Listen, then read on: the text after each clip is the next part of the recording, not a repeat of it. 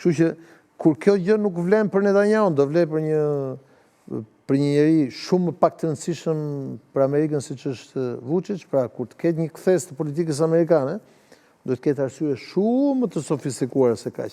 Kështu që shpresoj që Vučić të ketë marrë leksionin dhe të mos hynë më në aventura se ajo para 2 vjetësh në manastir në veri të Kosovës. Mund ta kapitalizojmë ne në Kosovë këtë dështim?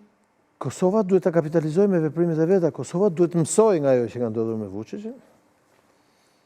Pra, ta kuptojë, ta lexojë. Është rëndësishme si të sillemi ne.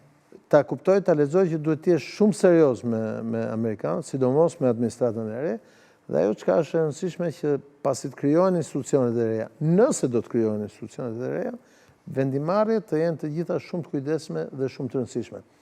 Fakti që presidenti i Amerikës e takoi të kujdesshme dhe të rëndësishme. Fakti që presidenti i Amerikës e ka takuar 2 herë presidentin e Kosovës me ngrohtësi duke shtrënguar dorën publike të tjerë dhe në Vatikan edhe në Paris, dhe nuk gjeti kohë të pinte një kafe me presidentin e Serbisë, tregon që ka një kujdes posaçëm për Amerikën, po sigurisht ky kujdes i Amerikës nuk është se mund të humbet me lojra të vogla dhe duhet lexuar me shumë kujdes edhe nga politikanët e Kosovës, ajo çka ka ndodhur me presidentin e Amerikës.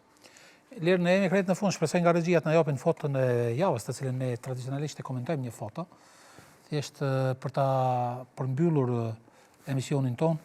E kemi Vjosa Osmani në Malajzi. Ishte një pritje spektakolare. Presidentin Osmani në Malajzi. Ky është një lajm i mirë sepse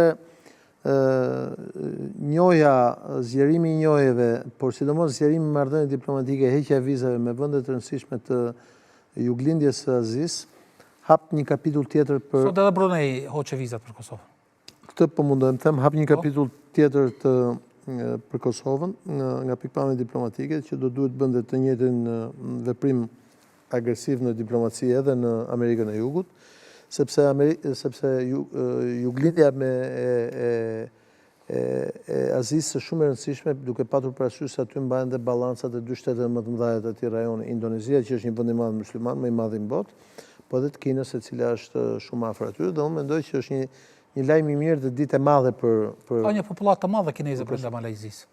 Sigurisht, ki parasysh, po flasim për vendin më të madh të botës nga pikpamja e numrit njerëzve që është Kina. Ishte një pritje vërtet dinjitoze, ishte spektakolare ishte. Është një pritje e cila tregon që ka një vlerësim të lartë dhe Kosova duhet ta kapitalizojë politikisht edhe me aleanca ekonomike edhe këtë marrëdhënie të re të krijuar të fortë.